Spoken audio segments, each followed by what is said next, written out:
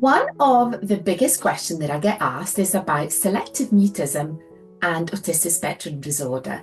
So, when we work with autistic children who also have selective mutism, what therapeutic techniques do we find? Do we do exactly the same? So, stay tuned because this is what I'm chatting with you today.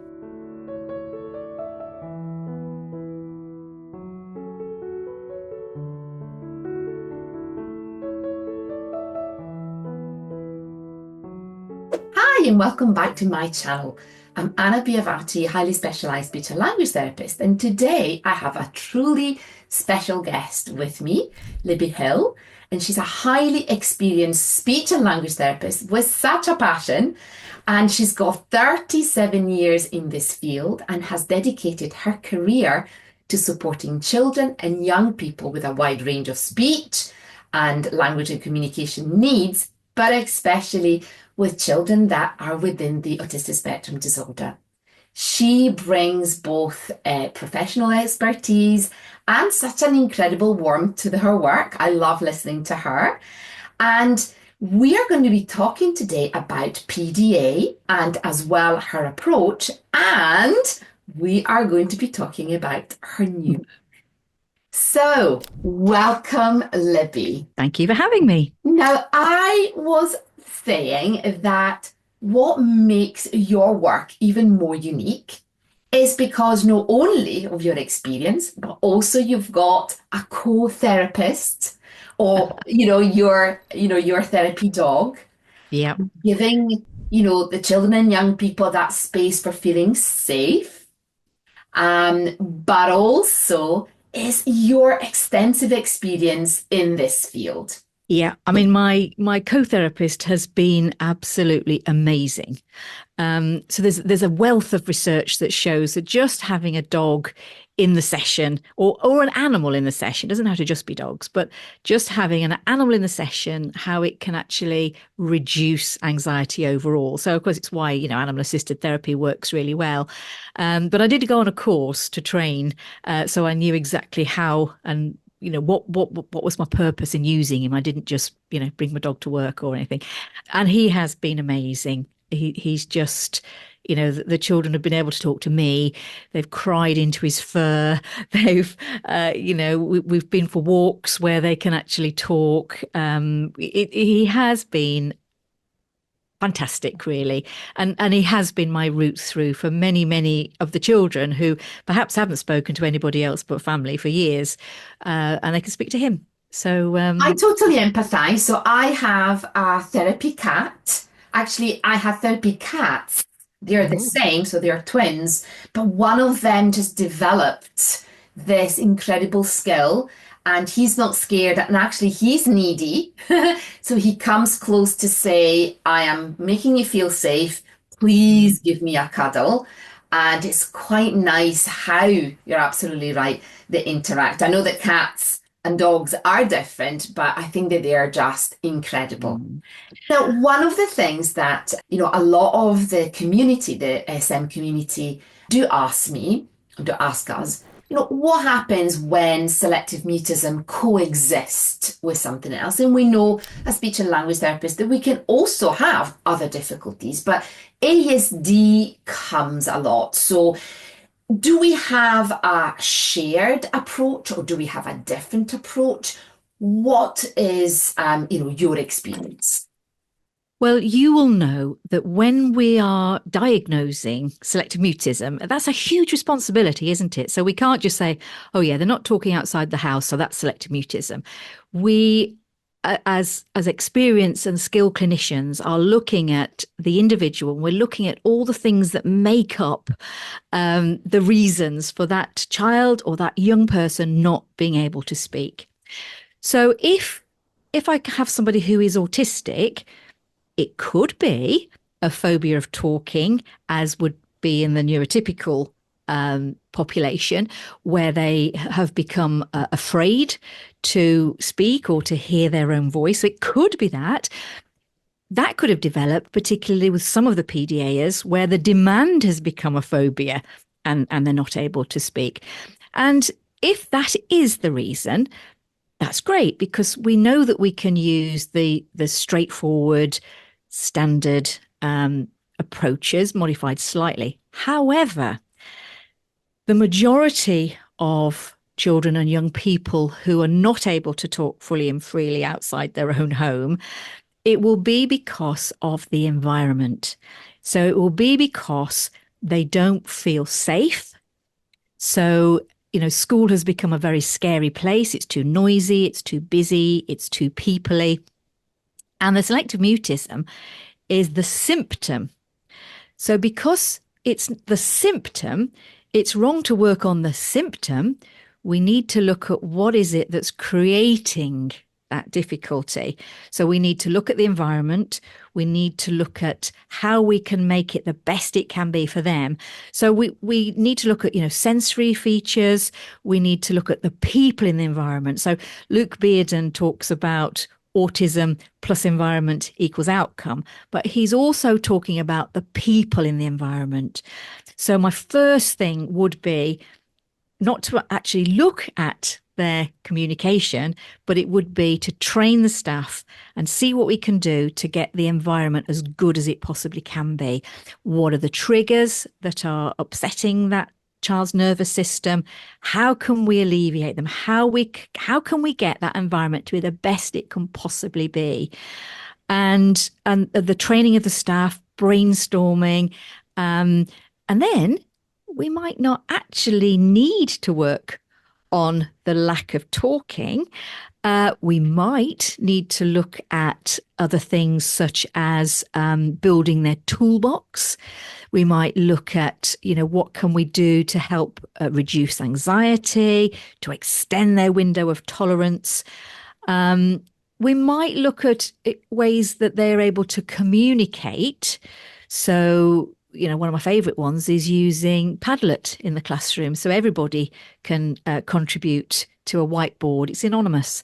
So they can get their message across. Obviously, some can't text or write because the selective mutism extends to nonverbal communication as well. So it's finding, it's looking at, well, what are the issues that not being able to talk is creating?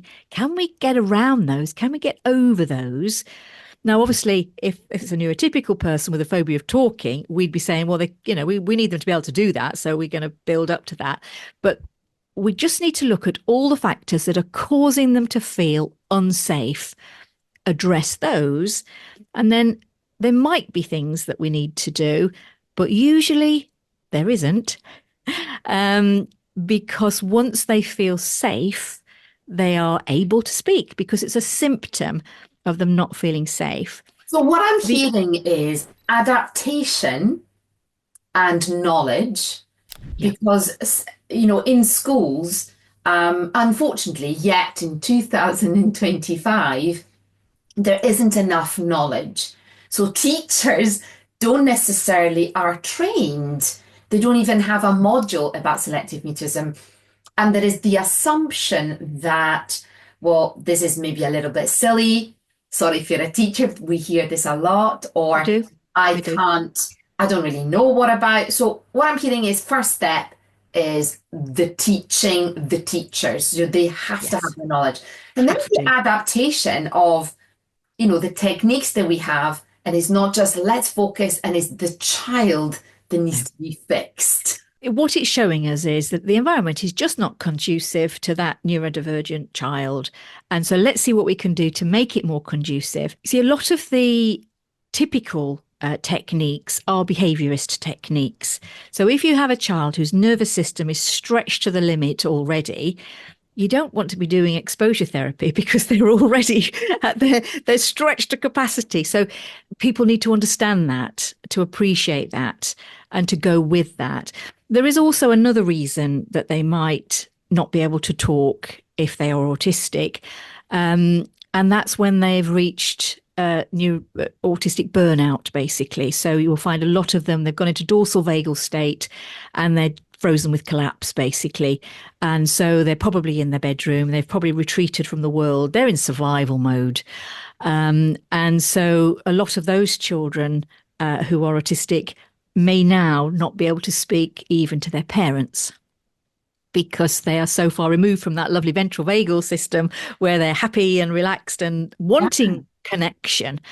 So that's another, and again, that would need to be looked at. So we say about, teachers aren't trained to work with selective mutism, but actually speech and language therapists will struggle if they've only got the training on selective mutism for neurotypicals, because we really need to be very careful, because that unconscious incompetence that can happen could do damage. So, you and I know that a lot of people's go to, we'll do sliding in. They could be 15 and autistic, but that was an example from yesterday. And it doesn't work. And then that young person feels much worse about themselves because they tried to do something and it didn't work. So, we have a huge responsibility to really make sure that we're looking at the causal factors. So we go back to, really look at those factors. So it is not just a simple, they're not talking outside the house, it's selective mutism. We're really looking at that individual approach. But this has got to be the individual approach, or you could do harm. Absolutely. You've mentioned parents, because everybody is important. So what kind of parental support, what can families do? Because families often feel overwhelmed when their child has a double diagnosis. What advice would you give to a parent, and how can they best support their child's communication? Because as you say, do I apply what I hear? So I often say, no matter where you are at, we want to create something that is individual based on your child's skills. But when you've got that double whammy, I often talk about selective mutism is very friendly, likes to be with a lot. So we can't have children with severe language and communication difficulties and SM, or Down syndrome and SM. And here we have got autistic spectrum disorder and SM. Yeah. We need to respect parents as the experts in their child. And so most of them are very happy to take the pressure off their child. So, the neurotypicals, if we went to ask for an ice cream, there's various steps that we could do to facilitate them actually being in charge of that interaction eventually. But with your autistic child that is just showing that they don't feel safe, actually, what's important? They want an ice cream. It'll make them feel better. So you don't have to bother. It doesn't matter if it's the parent asking in that particular situation, because what the child is showing is they don't feel safe, and they would rather go without an ice cream than do anything else, because they just can't. They are frozen. So it is a slightly different. It's a much more back off, meet the child where they're at, being there for them. It's not your fault. There's a lovely approach called the Accept approach by Aaron York, and he's actually done a curriculum. And so many of these children, these autistic children and young people, really benefit from that approach. Let's step right back, take the pressure right off, but reassure them. It's not your fault. I use a lot of Deb Dana's work to explain to them why this is happening. Look, you don't feel safe. You're in sympathetic nervous system state. That means that you've moved out of social engagement and you've gone to the freeze response. And so once they understand that and realize, actually, that's quite normal, isn't it then, if you don't feel safe? And it's not my fault. It's just the system hasn't been set up right for me. And that's why a lot of my work is assessing for EHCP, because if we can get the environment right, maybe for that particular autistic child or person, the mainstream school isn't the right environment. Maybe they need smaller class sizes. Maybe they need people who are much better trained in autism and working with autistic students. And it can make a massive difference. There's a school not far from the clinic, and I know the children who have SM who go in there will be talking pretty much by the first half-term holiday because they're making the environment so conducive. So they don't work on that, but they're working on the environment, which then allows the child to feel safe and then they are able to speak. And if they're not able to speak, again, we still take the pressure off. So Claire Carroll's brilliant, must credit her colleague as well, Abigail Stern. I always say Claire Carroll, but Claire Carroll and Abigail Stern have done this brilliant post-14 personal development program. And I will quite often work through that, because then the onus is on communication rather than speech. But again, by working on that, you're building their confidence, you're building their independence. And again, they're going to feel safer, so they're more likely to be able to speak.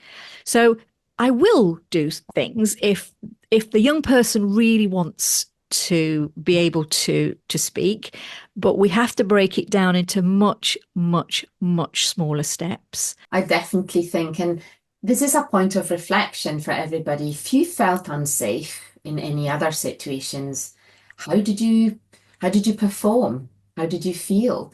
If you even just, you're neurotypical and you went to give a talk and you felt unsafe because you felt, I don't know, people might judge you, what was it like? Were you able to carry on? So here we're talking also at a different level. Now, I am super excited because this is your book.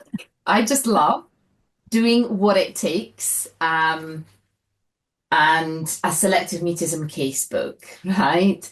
Can you share with us what inspired you to write this book and what takeaways you're hoping parents and professionals, are hoping from the book? And you will find, by the way, the link to this book in the description below.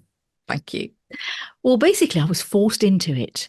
So you were actually present in two presentations that I gave. I think it was 2015, 2016. So the first one was where it wasn't, I pretended it was one child and I'd made lots of mistakes with this one child that other people could learn from. And before listeners get really upset and think, oh my goodness, what did she do? There weren't massive mistakes. There were things like not setting the date of the review at the meeting. So don't leave the meeting until you've set the date of the review, because otherwise it will go on for months and months and you won't, So there weren't major things. One of the other things was allowing friends to really take the job that should have been an adult. So instead of getting the adult to support this particular child, they were using his friends, and then the friends couldn't cope with that. So they engineered a fallout. They didn't have friends. And so there were things like that. So I was just in a presentation pretending all these little things had been one person. And Alice Sucklin, who was the founder of the Smira charity, happened to be there. She was just in the building, and she listened to that. And she said, oh, that's very brave to talk about your mistakes. And I said, yeah, but I've learned from them. So I just thought I'll put them together and other people can learn from them as well. They're not life or death, and I didn't damage anybody, but, we can learn from those. Now, the following year, it was a Smira conference, and I'd been asked to talk about using Ralph, my therapy dog, and talk about a couple of the other cases that I'd got on where we were doing things slightly differently. Because obviously we've got the beautiful Selective Mutism resource manual too. It's fantastic. There's so much work gone into that. And now we've got the workbook as well. It makes it much easier for therapists who are less familiar in this field. So I was talking about that, and she came up to me afterwards and she said, right, you've got to write a book. And I said, oh, yeah, in my spare time. And she went, no, you've got to write the book. I said, okay. And she said, no, promise me you will write it. And I said, okay. But you know what life's like. And so it was only in lockdown that I thought, I do need to keep, because she died in 2019, really sadly. But she was a force to be reckoned with, wasn't she? So, I mean, she must have been late 80s at that time, or I don't even know that she might have been 90s, but she was definitely not a woman that you said no to. And obviously, she was one of the people who'd really put selective mutism, it was elective at that time, it wasn't till the 90s it changed, but she'd really put it on the map by her work. So she really set the way for you and I. Yeah. And so, she was a trailblazer. So that's why I wrote the book, because I promised. But it's not a how-to. it's how I did. Yeah. So using It's been, things. sorry to interrupt, is amazing has gone super first in on Amazon, and Yeah. I was so excited. And because you and I don't live close, I can't wait to see you so you can sign my copy. And I'm halfway through and I'm kind of like, no, I just want to close it because I don't want to finish. So I'm being really, really honest. I think that, my takeaway, for example, is the fact that it's so simple and it allows people kind of to take a step back and reflect. Yeah. We have an approach whereby we empower teachers, other therapists, and parents, but it has to be done in whatever life you have Yeah. instead of you have to revolutionize, because otherwise that you go into burnout, the teacher's going into burnout, and then the child feels even double more unsafe. Definitely. And it's about listening to the child and the young person, because sometimes what they want to achieve is not what I would want to work on. Because, I there's a girl in the book, I really wanted to work on her actually, perhaps going out in public for a walk. But she, in case she bumped into anybody, and have strategies up her sleeve. But no, she wanted to pass a driving test. So, okay, is that speech and language therapy? Well, that's what she wants to achieve, and it is all about her communication in that setting and how we can empower that, etc. So it's really just what I've gone with the flow or done what it takes in that. So what I'm hoping is that it will give other therapists the confidence to think, well, yeah, actually that is part of my job. It is communication and it's important to the person. And if you can show them how to do it in whatever situation, how they can break it down, make that small steps happen, then they're able to then do it themselves for other things, easier things sometimes later. And that's what you want. So you want the child or the young person to feel, yeah, actually I can do anything if I break it down into smaller steps. Whereas, it had been like a mountain to climb previously. But I also wanted other therapists just to have the confidence to think outside the box is not really a term I like, but you know what I mean? Not to be limited to things like sliding in or the traditional things, because they may work beautifully for your more straightforward children, but as you alluded to in my career, particularly the last 10 years, I only really see autistic children. Um, so it's it has to be different, but you know it's also doing how it needs to be done is a very, very rewarding way to work. So that's really rewarding for the therapist as well as for what the young person or the child is achieving. I'd love to hear what you're going to be taking away from today's interview. If you've got a child that has a double diagnosis, please comment below. Both Libby and I will be reading and answering your questions. And please share with people that that might benefit. You will find all the descriptions and all the links of what we've talked about today, other books, other authors, in the description below. And I will see you next week for a new video. Thank you so much, Libby. It's been a pleasure to have you. My pleasure. Thanks for having me.